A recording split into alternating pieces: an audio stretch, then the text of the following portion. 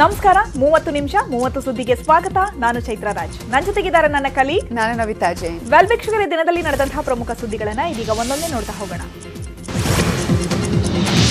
ಸರ್ಕಾರ ಬರ್ತಿಲ್ಲ, ರೈತರು ಬಿಡ್ತಿಲ್ಲ. ಹೀಗಾಗಿ ಕೇಂದ್ರ ಸರ್ಕಾರದ ಜೊತೆಗಿನ ರೈತರ ನಾಯಕರ 7ನೇ ಸುತ್ತಿನ ಸಭೆಯೂ ವಿಫಲ ಆಗಿದೆ. ಜನವರಿ 8ರಂದು ಕೇಂದ್ರ ಹಾಗೂ ರೈತರ ನಡುವೆ ಮತ್ತೊಂದು ಸುತ್ತಿನ ಸಭೆ ನಡೆಯಲಿದೆ. ಸದ್ಯ ದೆಹಲಿ ಗಡಿಗಳಲ್ಲಿ ಅನಿರ್ದಿಷ್ಟಾವಧಿ ಧರಣಿ ಮುಂದುವರೆಸಲು ರೈತರು ತೀರ್ಮಾನಿಸಿದ್ದಾರೆ. 7ನೇ ಸುತ್ತಿನ ಸಭೆ ವಿಫಲವಾದ ಬಳಿಕ ಮಾತನಾಡಿದ ಕೇಂದ್ರ ಕೃಷಿ ಸಚಿವ ನರೇಂದ್ರ ತೋಮರ್, ಜನವರಿ 8ರಂದು ಮತ್ತೆ ಸಭೆ ಸೇರಿ ಚರ್ಚೆ ನಡೆಸುತ್ತೇವೆ ಅಂತ ಹೇಳಿದ್ದಾರೆ. ಅಲ್ಲದೆ ಕೃಷಿ ಕಾನೂನು ಹಿಂಪಡೆಯುವ ಬಗ್ಗೆ ಇಂದು ಚರ್ಚೆಯಾಗಿಲ್ಲ. ರೈತರು ಮಧ್ಯಮ ಮಾರ್ಗ ಹುಡುಕಲು ಬಯಸ್ತಾರೆ. ಎರಡೂ ಕೈ ಕೂಡಿದ್ರೆ ಚಪ್ಪಾಳೆ ಆಗಲಿದೆ ಅಂತ ಹೇಳಿದ್ದಾರೆ. आज हम कोई निर्णय तक नहीं पहुंच सके और इसलिए यूनियन और सरकार दोनों ने मिलकर तय किया कि 8 तारीख को पुनः 2 बजे बैठेंगे और इस चर्चा को आगे बढ़ाएंगे. लेकिन मुझे आशा है कि जिस प्रकार की बातचीत आज हुई है उस हिसाब से अगली बैठक में ಸ್ಯಾಂಡಲ್ವುಡ್ ಡ್ರಗ್ಸ್ ಕೇಸ್ನ ಪ್ರಮುಖ ಆರೋಪಿ ವೀರೇನ್ ಖನ್ನಾಗೆ ಹೈಕೋರ್ಟ್ ಜಾಮೀನು ಕೊಟ್ಟಿದೆ. ಬಾಣಸವಾಡಿ ಪೊಲೀಸ್ ಠಾಣೆಯಲ್ಲಿ ದಾಖಲಾಗಿದ್ದ ಕೇಸಲ್ಲಿ ಹೈಕೋರ್ಟ್ನ ಏಕಸದಸ್ಯ ಪೀಠ ಬೇಲ್ ಕೊಟ್ಟಿದೆ. ಆದರೆ ಜಾಮೀನು ಸಿಕ್ಕರೂ ವೀರೇನ್ ಖನ್ನಾಗೆ ಜೈಲಿನಿಂದ ಬಿಡುಗಡೆ ಭಾಗ್ಯ ಇಲ್ಲ. ಈಗ ಜಾಮೀನು ಸಿಕ್ಕಿರೋದು ಬಾಣಸವಾಡಿ ಕೇಸ್ನಲ್ಲಿ ಮಾತ್ರ. ಕಾಟನ್ಪೇಟೆ ಠಾಣೆಯಲ್ಲಿ ದಾಖಲಾಗಿರೋ ಡ್ರಗ್ಸ್ ಕೇಸಲ್ಲಿ ಜಾಮೀನು ಸಿಕ್ಕಿಲ್ಲ. ಹಾಗಾಗಿ ವೀರೇನ್ ಖನ್ನಾ ಸದ್ಯಕ್ಕೆ ಜೈಲಿನಿಂದ ಬಿಡುಗಡೆಯಾಗಲ್ಲ. ಕಾಟನ್ಪೇಟೆ ಕೇಸ್ ಸಂಬಂಧ ವೀರೇನ್ ಖನ್ನಾನ ಜಾಮೀನು ಅರ್ಜಿ ಪ್ರಗತಿಯಲ್ಲಿದೆ. ಅನುಮೋದನೆ ಪಡೆದಿರೋ ಭಾರತ್ ಬಯೋಟೆಕ್ ಸಂಸ್ಥೆಯ ಕೋವ್ಯಾಕ್ಸಿನ್ ಲಸಿಕೆ ಸಂಬಂಧ ರಾಜಕೀಯ ನಡೀತಾ ಇದೆ. ಈ ಸಂಬಂಧ ಭಾರತ್ ಬಯೋಟೆಕ್ ಎಂಡಿ ಕೃಷ್ಣ ಎಲ್ಲ ಸುದ್ದಿಗೋಷ್ಠಿ ನಡೆಸಿ ಒಂದಷ್ಟು ಸ್ಪಷ್ಟನೆಯನ್ನ ಕೊಟ್ಟಿದ್ದಾರೆ. ನಮ್ಮ ಕಂಪನಿಗೆ ಲಸಿಕೆಗಳಲ್ಲಿ ಅಪಾರ ಅನುಭವ ಇದೆ. 123 ದೇಶಗಳಿಗೆ ಲಸಿಕೆ ಸರಬರಾಜು ಮಾಡ್ತಾ ಇರುವ ಏಕೈಕ ಕಂಪನಿ ನಮ್ಮದು. ಭಾರತ ಮಾತ್ರವಲ್ಲ, ಯುಕೆ ಸೇರಿದಂತೆ 12ಕ್ಕೂ ಹೆಚ್ಚು ದೇಶಗಳಲ್ಲಿ ಕ್ಲಿನಿಕಲ್ ಪ್ರಯೋಗ ಮಾಡಿದ್ದೇವೆ. ನಮ್ಮ ಡೇಟಾಗಳನ್ನ ತಾಳ್ಮೆಯಿಂದ ಪರಿಶೀಲಿಸಿ ಅಂತ ಸಲಹೆಯನ್ನ ಕೊಟ್ಟಿದ್ದಾರೆ. ಅಲ್ಲದೆ ನನ್ನ ಕುಟುಂಬ ಸದಸ್ಯರಲ್ಲಿ ಯಾರು ಯಾವ ಪಕ್ಷದೊಂದಿಗೆ ಸಂಬಂಧವನ್ನ ಹೊಂದಿಲ್ಲ ಅಂತ ಸ್ಪಷ್ಟನೆಯನ್ನ ಕೊಟ್ಟಿದ್ದಾರೆ. We have more than 12 countries we have done a clinical trial, including UK. We have done 2 clinical trials. You can see here, we have done a type of TCV, human challenge studies. We are doing one right now, COMVAC 5 and paratype E, human challenge studies again in UK. And we have done phase 1. Corona vaccine ಬಗ್ಗೆ ಪ್ರಧಾನಿ ನರೇಂದ್ರ ಮೋದಿ ಮೆಚ್ಚುಗೆಯ ಮಾತುಗಳನ್ನಾಡಿದ್ದಾರೆ. ವಿಜ್ಞಾನಿಗಳ ಪರಿಶ್ರಮಕ್ಕೆ ಪ್ರಧಾನಿ Modi ಶ್ಲಾಘಿಸಿದ್ದು, 2 vaccine ಭಾರತದಲ್ಲೇ ಉತ್ಪಾದನೆಯಾಗಿದೆ. ಸ್ವಾವಲಂಬಿ ಭಾರತದ ಅಡಿಯಲ್ಲಿ vaccine ರೆಡಿಯಾಗಿದ್ದು, ಒಂದಲ್ಲ 2 ಲಸಿಕೆ ಕಂಡು ಹಿಡಿದಿದ್ದಾರೆ. ಭಾರತ ಚೇತರಿಸಿಕೊಳ್ಳಲು ವಿಜ್ಞಾನಿಗಳ ಶ್ರಮ ಅಪಾರವಾಗಿದೆ. ವಿಶ್ವಕ್ಕೂ ಭಾರತ ಕೊರೋನಾ ಲಸಿಕೆ ನೀಡಲಿದೆ. ಭಾರತದ ವಿಜ್ಞಾನಿಗಳ ಕಾರ್ಯದ ಬಗ್ಗೆ ಗರ್ವವಿದೆ. ಪ್ರತಿಯೊಬ್ಬರೂ ವಿಜ್ಞಾನಿಗಳಿಗೆ ಕೃತಜ್ಞತೆ ಸಲ್ಲಿಸಬೇಕು. ವಿಜ್ಞಾನಿಗಳು ಲಸಿಕೆಗಾಗಿ ರಾತ್ರಿ ಹಗಲು ದುಡಿದಿದ್ದಾರೆ ಅಂತ ಕೊಂಡಾಡಿದ್ದಾರೆ.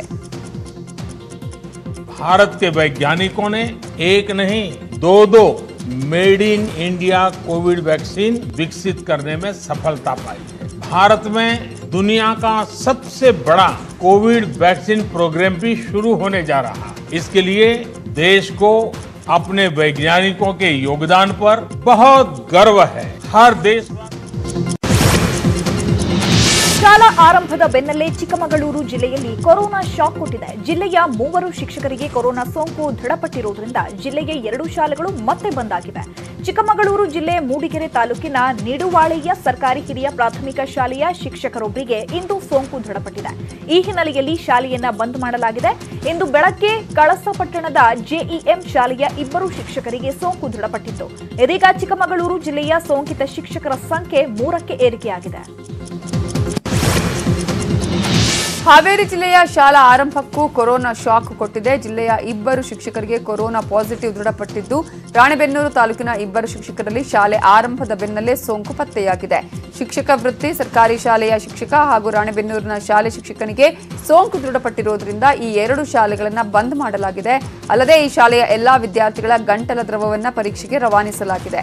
ಸದ್ಯ ಸೋಂಕಿತ 2 ಶಿಕ್ಷಕರನ್ನ ಹೋಮ್ ಐಸೋಲೇಷನ್ನಲ್ಲಿ ಇರಿಸಲಾಗಿದೆ. ಕೋವಿಡ್ ಪರೀಕ್ಷೆಗಾಗಿ ವಿದ್ಯಾರ್ಥಿಗಳು ಪರದಾಡ್ತಾ ಇರುವ ಘಟನೆ ಬೆಳಗಾವಿ ಜಿಲ್ಲೆಯ ಅಥಣಿ ಪಟ್ಟಣದಲ್ಲಿ ನಡೆದಿದೆ. ಅಥಣಿ ಸರ್ಕಾರಿ ಆಸ್ಪತ್ರೆಯಲ್ಲಿ ಕಳೆದ 5 ದಿನಗಳಿಂದಲೂ ಯಾವುದೇ ವಿದ್ಯಾರ್ಥಿಗಳ ಟೆಸ್ಟ್ ನಡೆಸಿಲ್ಲ. ಇದರಿಂದ ಶಾಲಾ ಕಾಲೇಜಿಗೆ ಹೋಗಲು ಸಮಸ್ಯೆ ಆಗ್ತಾ ಇದೆ ಎಂದು ವಿದ್ಯಾರ್ಥಿಗಳು ಪ್ರತಿಭಟಿಸಿದರು. ಈ ಬಗ್ಗೆ ಸ್ಪಷ್ಟನೆ ನೀಡಿರೋ ವೈದ್ಯಾಧಿಕಾರಿಗಳು ಜಿಲ್ಲೆಯಲ್ಲಿ ಏಕಕಾಲಕ್ಕೆ ವಿದ್ಯಾರ್ಥಿಗಳ ಟೆಸ್ಟ್ ಮಾಡಿಸಿಕೊಳ್ಳಲು ಬರ್ತಾ ಇರುವ ಕಾರಣಕ್ಕೆ 20,000ಕ್ಕೂ ಹೆಚ್ಚು ಟೆಸ್ಟ್ಗಳು ಬಾಕಿ ಇವೆ. ಆ ಕಾರಣಕ್ಕೆ ಹೊಸ ಟೆಸ್ಟ್ಗಳನ್ನ ಮಾಡಲಾಗ್ತಾ ಇಲ್ಲ ಅಂತ ಸ್ಪಷ್ಟನೆಯನ್ನ ಕೊಟ್ಟಿದ್ದಾರೆ. ಈ ಸ್ಪಷ್ಟನೆ ಬಳಿಕ ವಿದ್ಯಾರ್ಥಿಗಳು ಪ್ರತಿಭಟನೆ ಕೈಬಿಟ್ಟಿದ್ದಾರೆ. ರಾಜ್ಯದಲ್ಲೂ ಬ್ರಿಟನ್ ಭೂತ ಕಾಡ್ತಾ ಇದ್ದು ಬ್ರಿಟನ್ನಿಂದ ಬಂದವರಲ್ಲಿ 75 ಜನ ಇನ್ನೂ ನಾಪತ್ತೆಯಾಗಿದ್ದಾರೆ. ಅವರನ್ನ ಆರೋಗ್ಯ ಇಲಾಖೆ ಹುಡುಕಾಡ್ತಿದೆ ಅಂತ ಆರೋಗ್ಯ ಸಚಿವ ಡಾಕ್ಟರ್ ಕೆ ಸುಧಾಕರ್ ಮಾಹಿತಿ ಕೊಟ್ಟಿದ್ದಾರೆ. ಅಲ್ಲದೆ ಬ್ರಿಟನ್ನಿಂದ ಬಂದವರಿಂದ 48 ಜನರಿಗೆ ಸೋಂಕು ಅಂಟಿದೆ. ಅದರಲ್ಲಿ 34 ಜನ ಯುಕೆಯಿಂದ ಬಂದವರು, 14 ಜನ ಕಾಂಟ್ಯಾಕ್ಟ್ ಹೊಂದಿದ್ದವರು ಅಂತ ಮಾಹಿತಿಯನ್ನ ನೀಡಿದ್ರು. ಇಲ್ಲಿ ತನಕ 10 ಜನರದು ರೂಪಾಂತರಗೊಂಡಿರ್ತಕ್ಕಂಥ ವೈರಾಣು 10 ಜನರಿಗೆ ಪಾಸಿಟಿವ್ ಬಂದಿದೆ. ಈ 10 ಜನರನ್ನ ನಮ್ಮ ಸರ್ಕಾರಿ ಆಸ್ಪತ್ರೆಗಳಲ್ಲಿ ಇವರಿಗೆ ಚಿಕಿತ್ಸೆಯನ್ನು ಕೊಡ್ತಾ ಇದ್ದೀವಿ. ಇದರ ಬಗ್ಗೆ 75 ಜನರು ಏನು ಹಿಂದಿರುಗಿರ್ತಕ್ಕಂಥವ್ರದ್ದು ಪತ್ತೆ ಆಗಿಲ್ಲ, ಅಂಥವ್ರದ್ದು ಆದಷ್ಟು ಶೀಘ್ರದಲ್ಲಿ ನಮಗೆ ಪತ್ತೆ ಮಾಡಿಕೊಡಿ ಅಂತ ಹೇಳಿದ್ದೀವಿ. BBMP ಮತ್ತು ಗೃಹ ಇಲಾಖೆಯವರು ಶೀಘ್ರದಲ್ಲಿ ಮಾಡಿಕೊಡ್ತಾರೆ ಅಂತ ನಾನು ನಂಬಿದ್ದೀನಿ. ಸಿಎಂ ಬಿಎಸ್ವೈ ವಿರುದ್ಧ ರೆಬಲ್ ಆಗಿದ್ದ ಬಿಜೆಪಿ ಶಾಸಕ ಬಸನಗೌಡ ಯತ್ನಾಳ್ ಇವತ್ತು ಸಿಎಂ ಬಿಎಸ್ವೈ ಮುಂದೆಯೇ ತಮ್ಮ ಅಸಮಾಧಾನವನ್ನ ವ್ಯಕ್ತಪಡಿಸಿದ್ದಾರೆ. ಬಿಜೆಪಿ ಶಾಸಕರ ಜೊತೆ ಸಿಎಂ ನಡೆಸಿದ ಸಭೆಯಲ್ಲಿ ಭಾಗಿಯಾಗಿದ್ದ ಯತ್ನಾಳ್ ಶಾಸಕರ ಸಮಸ್ಯೆಗಳಿಗೆ ಸಿಎಂ ಸ್ಪಂದಿಸುತ್ತಿಲ್ಲ ಅಂತ ಬಿಎಸ್ವೈ ಹಾಗೂ ಬಿಜೆಪಿ ರಾಜ್ಯಾಧ್ಯಕ್ಷರ ಎದುರಲ್ಲೇ ತಮ್ಮ ಬೇಸರವನ್ನ ತೋಡ್ಕೊಂಡಿದ್ದಾರೆ. ರಾಜ್ಯದಲ್ಲಿ ನಮ್ಮದೇ ಸರ್ಕಾರ ಇದ್ರೂ ನಾವೇ ಅನುದಾನಕ್ಕಾಗಿ ಬೇಡುವ ಪರಿಸ್ಥಿತಿ ಬಂದಿದೆ. ಸರ್ಕಾರದಲ್ಲಿ ಉತ್ತರ ಕರ್ನಾಟಕಕ್ಕೆ ಆದ್ಯತೆ ಕೊಡ್ತಾ ಇಲ್ಲ ಅಂತ ತಮ್ಮ ದೂರನ್ನ ನೇರವಾಗಿ ಹೇಳಿದ್ದಾರೆ. ಯತ್ನಾಳ್ ವಿರುದ್ಧ ಕ್ರಮ ಕೈಗೊಳ್ಳುವ ಬಗ್ಗೆ ಅರುಣ್ ಸಿಂಗ್ ನನಗೆ ಏನೂ ಹೇಳಿಲ್ಲ ಅಂತ ರಾಜ್ಯ ಬಿಜೆಪಿ ಅಧ್ಯಕ್ಷ ನಳಿನ್ ಕುಮಾರ್ ಕಟೀಲ್ ಹೇಳಿದ್ದಾರೆ. ಯತ್ನಾಳ್ ವಿಚಾರದಲ್ಲಿ ಅವರು ಯಾವುದೇ ಸೂಚನೆ ನೀಡಿಲ್ಲ. ಒಂದೆಡೆ ಸಿಎಂ ವಿರುದ್ಧ ಟೀಕೆ ಮಾಡಿರೋ ಯತ್ನಾಳ್ ವಿರುದ್ಧ ಬಿಜೆಪಿ ನಾಯಕರು ಆಕ್ರೋಶ ವ್ಯಕ್ತಪಡಿಸುತ್ತಿರುವಾಗಲೇ ಕಟೀಲ್ ಹೇಳಿರುವ ಈ ಮಾತು ಕುತೂಹಲ ಮೂಡಿಸಿದೆ. ಇನ್ನು ಯತ್ನಾಳ್ ಬಗ್ಗೆ ಕೇಂದ್ರ ಶಿಸ್ತು ಸಮಿತಿಗೆ ಮಾಹಿತಿ ಕೊಟ್ಟಿದ್ದೇವೆ ಅಂತಾನೂ ಕಟೀಲ್ ತಿಳಿಸಿದರು. ಸಿಎಂ ಬಿಎಸ್ವೈ ನಡೆಸಿದ ಸಭೆಯಲ್ಲಿ ಬಿಜೆಪಿ ಶಾಸಕರು ತಮ್ಮ ತಮ್ಮ ಜಿಲ್ಲೆಯ ಉಸ್ತುವಾರಿ ಸಚಿವರ ವಿರುದ್ಧ ಆಕ್ರೋಶವನ್ನ ವ್ಯಕ್ತಪಡಿಸಿದ್ದಾರೆ. ಸಚಿವರು ಕೈಗೆ ಸಿಗೋದಿಲ್ಲ ಅಂತ ಆಕ್ರೋಶವನ್ನ ಹೊರಹಾಕಿದ್ದಾರೆ. ತಮ್ಮ ಸಮಸ್ಯೆಗಳನ್ನ ಆಲಿಸೋದಿಲ್ಲ, ಕ್ಷೇತ್ರಕ್ಕೆ ಅನುದಾನವೂ ಬಿಡುಗಡೆ ಆಗೋದಿಲ್ಲ, ಇದರಿಂದ ಕ್ಷೇತ್ರದ ಅಭಿವೃದ್ಧಿ ಆಗ್ತಾ ಇಲ್ಲ. ಕ್ಷೇತ್ರದ ಅಭಿವೃದ್ಧಿ ಯಾವ ರೀತಿ ಮಾಡಬೇಕು? ನೀವು ನಮ್ಮ ಜೊತೆ ಇಷ್ಟು ದಿನ ಮಾತನಾಡಲಿಲ್ಲ, ಈಗ ಸಭೆಯ ಕರೆದಿದ್ದೀರಿ ಅಂತ ತಮ್ಮ ಆಕ್ರೋಶವನ್ನ ಹೊರಹಾಕಿದ್ದಾರೆ. ಸಂಪುಟ ವಿಸ್ತರಣೆ ಸಂಬಂಧ ಶಾಸಕರ ಮನವೊಲಿಕೆಗೆ ಸಿಎಂ ಯಡಿಯೂರಪ್ಪ ಭರ್ಜರಿ ಸರ್ಕಸ್ ಮಾಡ್ತಿದ್ದಾರೆ. ಆದ್ರೆ ಸಂಕ್ರಾಂತಿ ಬಳಿಕವೂ ಸಂಪುಟ ವಿಸ್ತರಣೆ ಆಗತ್ತಾ ಅನ್ನುವ ಅನುಮಾನ ಹುಟ್ಟು ಹಾಕಿದೆ. ಯಾಕಂದ್ರೆ ಮಸ್ಕಿ, ಬಸವ ಕಲ್ಯಾಣ, ಬೆಳಗಾವಿ ಬೈ ಎಲೆಕ್ಷನ್ ಬರುತ್ತೆ, ತಾಲೂಕು ಜಿಲ್ಲಾ ಪಂಚಾಯತಿ ಚುನಾವಣೆ ನಡೆಯುತ್ತೆ, BBMP ಚುನಾವಣೆಯೂ ಬರುತ್ತೆ, ಫೆಬ್ರವರಿ ಕೊನೆ ಹೊತ್ತಿಗೆ ಬಜೆಟ್ ಅಧಿವೇಶನ ಕೂಡ ನಡೆಯಲಿದೆ. ಹೀಗಾಗಿ ಸಂಪುಟ ವಿಸ್ತರಣೆ ಮತ್ತಷ್ಟು ವಿಳಂಬ ಆಗಬಹುದು ಎನ್ನಲಾಗ್ತಿದೆ.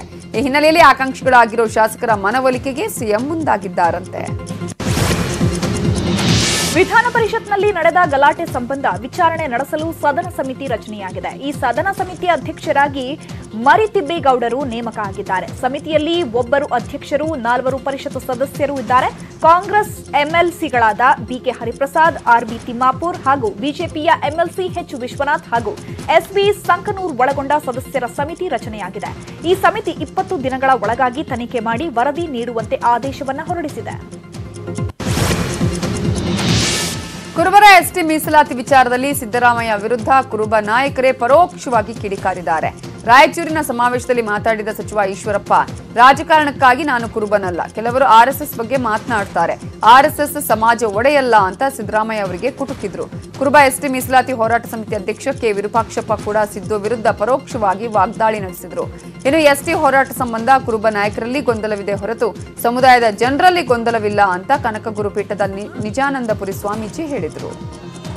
ಮೈಸೂರು ಸಿದ್ದರಾಮಯ್ಯ ಅವರವರು, ಶಿಕಾರಿಪುರ ಯಡಿಯೂರಪ್ಪನವರಿರುವಂತವರು, ಅಲ್ಲೂ ಕೂಡ ಚರ್ಚೆಗಳಾಗಲಿ ಅನ್ನೋ ಉದ್ದೇಶಕ್ಕೋಸ್ಕರ ಈ ರೀತಿ ಸಮಾವೇಶ ನಾವು ಮಾಡ್ತಾ ಇದ್ದೇವೆ. ಯಾರ ಪರ, ಯಾವ ವಿರುದ್ಧ, ಯಾವುದೇ ಪಕ್ಷದ ಪರ, ಯಾವುದೇ ವ್ಯಕ್ತಿ ಪರ ವಿರುದ್ಧ ಇದಲ್ಲ. ನಮ್ಮ ಮನೆ ನಾವು ಜಾಗೃತಿ ಮಾಡ್ಕೊತಾ ಇದ್ದೀವಿ. ನಾಳೆ ತಾಲೂಕ್ ಪಂಚಾಯತ್, ಜಿಲ್ಲಾ ಪಂಚಾಯತ್ ಚುನಾವಣೆ ಬರುತ್ತೆ. ಮುಂದಿನ 2.5 ವರ್ಷಕ್ಕೆ ಬರಂತ MLA ಚುನಾವಣೆಯಲ್ಲಿ ಕುರುಬರು ST ಸೀಟಲ್ಲಿ ನಿಂತು ಗೆಲ್ಲಂಗಾಗಬೇಕು. ಪಾದಯಾತ್ರೆ ಮಾಡಿ ಆಗ್ರಹ ಮಾಡುವಂಥದ್ದು ನಮ್ಮ ಸಮುದಾಯದ ಎಲ್ಲ ಒಕ್ಕರೆಲ್ಲ ತೀರ್ಮಾನ ಆಗಿದೆ. ದೆಹಲಿಗೆ ಪ್ರಪೋಸಲ್ ಹೋದ ಮೇಲೆ ಕೇಂದ್ರ ಸರ್ಕಾರ ಯಾವ ರೀತಿ ನಿರ್ಣಯ ತಗೊಳುತ್ತೆ ಅದರ ಮೇಲೆ ನಾವು ಮತ್ತೆ ಸಭೆ ಸೇರಿ ನಿರ್ಣಯ ಕೈಗೊಳ್ತೀವಿ. ನೋ ಶುಗರ್ನಿಂದ ಆಸ್ಪತ್ರೆ ಸೇರಿರೋ ಕೇಂದ್ರ ಸಚಿವ ಡಿವಿ ಸದಾನಂದ ಗೌಡರನ್ನ ಇಂದು ರಾಜ್ಯದ ಸಚಿವರು ಭೇಟಿಯಾಗಿ ಆರೋಗ್ಯ ವಿಚಾರಿಸಿದರು. ಗೃಹ ಸಚಿವ ಬೊಮ್ಮಾಯಿ, ಆರೋಗ್ಯ ಸಚಿವ ಸುಧಾಕರ್ ಸೇರಿದಂತೆ ಕೆಲ ಸಚಿವ ತಂಡ ಆಸ್ಟರ್ ಆಸ್ಪತ್ರೆಗೆ ಭೇಟಿ ನೀಡಿ ಆರೋಗ್ಯವನ್ನು ವಿಚಾರಿಸಿದರು. ಈ ವೇಳೆ ಸದಾನಂದ ಗೌಡರು ಕುರ್ಚಿಯಲ್ಲಿ ಕುಳಿತು ಸಚಿವರೊಂದಿಗೆ ಮಾತನಾಡಿದ್ದಾರೆ. ನಿನ್ನೆ ಅಸ್ವಸ್ಥರಾಗಿದ್ದ ಡಿವಿಎಸ್ ಇದೀಗ ಸಂಪೂರ್ಣವಾಗಿ ಚೇತರಿಸಿಕೊಂಡಿದ್ದಾರೆ. ಇನ್ನು ಪ್ರಧಾನಿ ಮೋದಿ ಅವರು ಕೂಡ ಇಂದು ಖುದ್ದು ಕರೆ ಮಾಡಿ ಸದಾನಂದ ಗೌಡರ ಆರೋಗ್ಯವನ್ನು ವಿಚಾರಿಸಿದ್ದಾರೆ. ಈ ಮಾಹಿತಿಯನ್ನು ಸ್ವತಃ ಡಿವಿಎಸ್ ಅವರೇ ಟ್ವೀಟ್ ಮೂಲಕ ತಿಳಿಸಿದ್ದಾರೆ. ಮೊಬೈಲ್ ವಿಚಾರವಾಗಿ ಸಹೋದರರಿಬ್ಬರು ಬಾವಿಗೆ ಹಾರಿ ಆತ್ಮಹತ್ಯೆ ಮಾಡಿಕೊಂಡಿದ್ದಾರೆ. ಕಲಬುರಗಿ ಜಿಲ್ಲೆಯ ಆಳಂದ ತಾಲೂಕಿನ ಭೂಸನೂರ ಗ್ರಾಮದಲ್ಲಿ ಈ ಘಟನೆ ನಡೆದಿದೆ. ಸಹೋದರರಾದ 17 ವರ್ಷದ ಸುನಿಲ್ ಹಾಗೂ 12 ವರ್ಷದ ಶೇಖರ್ ಮೊಬೈಲ್ ವಿಷಯವಾಗಿ ಹೆತ್ತವರ ಜೊತೆ ಜಗಳ ಆಡಿಕೊಂಡಿದ್ರಂತೆ. ಬಳಿಕ ಹೊಲದಲ್ಲಿದ್ದ ಬಾವಿಯ ಬಳಿ ಬಂದು ಸೊಂಟಕ್ಕೆ ಕಲ್ಲು ಕಟ್ಟಿಕೊಂಡು ಬಾವಿಗೆ ಹಾರಿ ಆತ್ಮಹತ್ಯೆ ಮಾಡಿಕೊಂಡಿದ್ದಾರೆ. ಸೊಂಟಕ್ಕೆ ಕಲ್ಲು ಕಟ್ಟಿಕೊಂಡಿದ್ರಿಂದ ನೀರಿನಲ್ಲಿ ಮುಳುಗಿ ಸಾವನ್ನಪ್ಪಿದ್ದಾರೆ. ಇಬ್ಬರಿಗೂ ಈಜು ಬರ್ತಿರಲಿಲ್ಲ. ಇಬ್ಬರ ಶವವನ್ನು ಹೊರತೆಗೆಯಲಾಗಿದೆ. ಕೋಲಾರದ ಮಾಲೂರಿನಲ್ಲಿ ಉದ್ಯಮಿ ಹಯ್ಯಾಜ್ ಕಚೇರಿ ಮೇಲೆ ಐಟಿ ಅಧಿಕಾರಿಗಳು ದಾಳಿ ಮಾಡಿದ್ದಾರೆ. ಮಾಲೂರು ಪಟ್ಟಣದ ಜೂನಿಯರ್ ಕಾಲೇಜು ಮುಂಭಾಗದಲ್ಲಿರೋ ಕಚೇರಿಯಲ್ಲಿ ಅಧಿಕಾರಿಗಳು ತಲಾಶ್ ನಡೆಸಿದ್ದಾರೆ. ಹಯ್ಯಾಜ್ ವಿರುದ್ಧ ತೆರಿಗೆ ವಂಚನೆ ಆರೋಪ ಇರೋದ್ರಿಂದ ಈ ದಾಳಿಯನ್ನು ನಡೆಸಲಾಗಿದೆ. ಹಯ್ಯಾಜ್ ನೀಲಗಿರಿ ಮರಗಳನ್ನು ಖರೀದಿಸಿ ರಫ್ತನ್ನ ಮಾಡ್ತಾ ಇದ್ರು. ಅಲ್ಲದೆ ಲ್ಯಾಂಡ್ ಡೆವಲಪ್ ವ್ಯಾಪಾರದಲ್ಲೂ ಹಯ್ಯಾಜ್ ತೊಡಗಿಸಿಕೊಂಡಿದ್ರು. ಹಯ್ಯಾಜ್ ಸುಮಾರು 50 ಕೋಟಿಗೂ ಹೆಚ್ಚು ಆಸ್ತಿ ಹೊಂದಿರೋ ಮಾಹಿತಿ ಐಟಿ ಅಧಿಕಾರಿಗಳಿಗೆ ಸಿಕ್ಕಿದೆ. ಈ ಹಿನ್ನೆಲೆ ಆಸ್ತಿ ದಾಖಲೆಗಳನ್ನು ಅಧಿಕಾರಿಗಳು ಪರಿಶೀಲನೆ ನಡೆಸಿದ್ದಾರೆ. ಬೈಕ್ಗೆ ಡಿಕ್ಕಿಯಾಗೋದನ್ನು ತಪ್ಪಿಸೋದಕ್ಕೆ ಹೋದ ಬಸ್ ರಸ್ತೆ ಬದಿಗೆ ಬಿದ್ದಿದೆ. ಬಸ್ ಅಪಘಾತಕ್ಕೀಡಾದರೂ ದೊಡ್ಡ ಅನಾಹುತದಿಂದ ಬಚಾವಾಗಿದೆ. ಕಲಬುರಗಿ ನಗರದ ದತ್ತಾತ್ರೇಯ ಬಡಾವಣೆ ಬಳಿಯ ರಿಂಗ್ ರಸ್ತೆಯಲ್ಲಿ ಅವಘಡ ನಡೆದಿದೆ. ಬಸ್ಗೆ ಅಡ್ಡ ಬಂದ ಬೈಕ್ಗೆ ಡಿಕ್ಕಿ ಆಗೋದನ್ನು ತಪ್ಪಿಸೋದಕ್ಕೆ ಬಸ್ ಚಾಲಕ ಪ್ರಯತ್ನ ಪಟ್ಟರು. ಆ ಸಂದರ್ಭದಲ್ಲಿ ಬಸ್ ಡಿವೈಡರ್ಗೆ ಡಿಕ್ಕಿ ಹೊಡೆದು ರಸ್ತೆ ಪಕ್ಕದ ತಗ್ಗು ಪ್ರದೇಶಕ್ಕೆ ಬಿದ್ದಿದೆ. ಎದುರುಗಡೆಯಿಂದ ಯಾವುದೇ ವಾಹನಗಳು ಬರದೇ ಇದ್ದಿದ್ದರಿಂದ ದೊಡ್ಡ ಅವಘಡ ತಪ್ಪಿದ್ದು ಬಸ್ಸಲ್ಲಿದ್ದ ಓರ್ವ ಪ್ರಯಾಣಿಕನಿಗಷ್ಟೇ ಸಣ್ಣ ಪುಟ್ಟ ಗಾಯವಾಗಿದ್ದು ಉಳಿದವರೆಲ್ಲ ಬಚಾವಾಗಿದ್ದಾರೆ. ಇದೊಂದು ಅಪರೂಪದ ದೃಶ್ಯ. ಸರ್ಕಲ್ ಇನ್ಸ್ಪೆಕ್ಟರ್ ಆಗಿರುವ ತಂದೆ ಡಿವೈಎಸ್ಪಿ ಹುದ್ದೆಯಲ್ಲಿರುವ ಮಗಳಿಗೆ ಸಲ್ಯೂಟ್ ಹೊಡೆದ ದೃಶ್ಯ ಸಾಮಾಜಿಕ ಜಾಲತಾಣದಲ್ಲಿ ವೈರಲ್ ಆಗಿದೆ. ಆಂಧ್ರಪ್ರದೇಶದ ತಿರುಪತಿಯಲ್ಲಿ ನಡೆದ ರಾಜ್ಯ ಪೊಲೀಸ್ ಕರ್ತವ್ಯ ಸಭೆಯಲ್ಲಿ ಇನ್ಸ್ಪೆಕ್ಟರ್ ಆಗಿರೋ ಅಪ್ಪ ಶ್ಯಾಮ್ ಸುಂದರ್ ಹಾಗೂ ಡಿವೈಎಸ್ಪಿ ಆಗಿರೋ ಮಗಳು ಜೆಸ್ಸಿ ಪ್ರಶಾಂತಿ ಭಾಗಿಯಾಗಿದ್ರು. ದೂರದಲ್ಲೇ ತಮ್ಮ ಮಗಳನ್ನ ಕಂಡ ಅಪ್ಪ ಹತ್ತಿರ ಬಂದು ಸಲ್ಯೂಟ್ ಹೊಡೆದಿದ್ದಾರೆ. ತಂದೆ ತನಗೆ ಸಲ್ಯೂಟ್ ಹೊಡಿತಾ ಇರುವುದನ್ನ ಗಮನಿಸಿದ ಡಿವೈಎಸ್ಪಿ ಮಗಳು ಅಪ್ಪ ಅಂತ ಕರೆದಿದ್ದಾರೆ. ಬಳಿಕ ತಂದೆಗೆ ಸಲ್ಯೂಟ್ ಮಾಡಿದ್ದಾರೆ. ಈ ಕ್ಷಣವನ್ನ ಅಲ್ಲಿದ್ದ ಪೊಲೀಸ್ ಅಧಿಕಾರಿಗಳು ತಮ್ಮ ಕ್ಯಾಮೆರಾದಲ್ಲಿ ಸೆರೆ ಹಿಡಿದಿದ್ದಾರೆ. ಕಾಡಿನಿಂದ ನಾಡಿಗೆ ಬಂದಿರೋ ಆನೆಗಳು ಗ್ರಾಮದಲ್ಲಿ ವಾಸ್ತವ್ಯವನ್ನ ಹೂಡಿದ್ವು. ಇದರಿಂದ ಊರಿನ ಜನ ಆತಂಕದಲ್ಲಿದ್ರು. ಮೈಸೂರು ಜಿಲ್ಲೆಯ ಪಿರಿಯಾಪಟ್ಟಣ ತಾಲೂಕಿನ ಚಿಕ್ಕ ಕಮರವಳ್ಳಿ ಗ್ರಾಮದಲ್ಲಿ 4 ಕಾಡಾನೆಗಳು ಬೀಡು ಬಿಟ್ಟಿವೆ. ಕಾಡಾನೆಗಳನ್ನು ನೋಡೋದಕ್ಕೆ ಭಾರಿ ಸಂಖ್ಯೆಯಲ್ಲಿ ಜನ ಸೇರಿದ್ರು. ಒಂದೆಡೆ ಅರಣ್ಯ ಸಿಬ್ಬಂದಿ ಆನೆಯನ್ನ ವಾಪಸ್ ಕಾಡಿಗಟ್ಟೋದಕ್ಕೆ ಪ್ರಯತ್ನ ಮಾಡ್ತಿದ್ದಾರೆ. ಇನ್ನೊಂದೆಡೆ ಸೇರಿರೋ ಜನರನ್ನ ನಿಯಂತ್ರಣ ಮಾಡುವಲ್ಲಿ ಸುಸ್ತಾದ್ರು. ಆನೆಗಳನ್ನ ಕಾಡಿಗೆ ಹಿಮ್ಮೆಟ್ಟಿಸಲು ಸಹಕರಿಸುವಂತೆ ಗ್ರಾಮಸ್ಥರಿಗೆ ಮನವಿ ಮಾಡಿದ್ರು. ರಾಜ್ಯ ಬಿಜೆಪಿ ಸರ್ಕಾರ ಮತ್ತು ಬಿಬಿಎಂಪಿ ವಿರುದ್ಧ ಕಾಂಗ್ರೆಸ್ ಇವತ್ತು ಬೀದಿಗಿಳಿದಿತ್ತು. ಬೆಂಗಳೂರಿನ ಮೈಸೂರು ಬ್ಯಾಂಕ್ ಸರ್ಕಲ್ನಲ್ಲಿ ಕಾಂಗ್ರೆಸ್ ನಾಯಕರು ಪ್ರತಿಭಟನೆಯನ್ನ ಮಾಡಿದರು. ಜನರ ಆರ್ಥಿಕ ಸಂಕಷ್ಟದ ಸಮಯದಲ್ಲಿ ಬಿಬಿಎಂಪಿ ಅನೇಕ ತೆರಿಗೆ ಹೊರೆಯನ್ನ ವಿಧಿಸ್ತಾ ಇದೆ ಅಂತ ಕಾಂಗ್ರೆಸ್ ನಾಯಕರು ಆರೋಪಿಸಿದ್ದಾರೆ. ಹೈದರಾಬಾದ್ ಪಾಲಿಕೆ ಮಾದರಿಯಲ್ಲಿ ಆಸ್ತಿ ತೆರಿಗೆ ವಿನಾಯಿತಿ ಕೊಡಬೇಕು, ಕಟ್ಟಡ ನಿರ್ಮಾಣ ನಕ್ಷೆ ಮಂಜೂರಾತಿಗೆ ದುಪ್ಪಟ್ಟು ವಸೂಲಿ ಶುಲ್ಕ ವಾಪಸ್ ಪಡೆಯಬೇಕು, ಕಸದ ಮೇಲೆ ವಿಧಿಸಿರುವ ಸೆಸ್ ₹200 ರದ್ದು ಮಾಡಬೇಕು.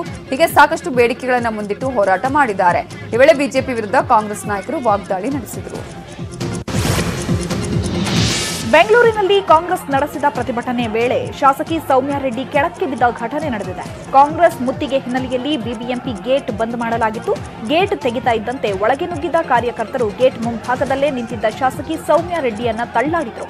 ಏಕಾಏಕಿ ಒಳಗೆ ನುಗ್ಗಿದ ಕಾರ್ಯಕರ್ತರು ಶಾಸಕಿ ಸೌಮ್ಯ ರೆಡ್ಡಿಯನ್ನ ಕೆಳಗೆ ಬೀಳಿಸಿ ತುಳ್ಕೊಂಡು ಹೋಗಿದ್ದಾರೆ.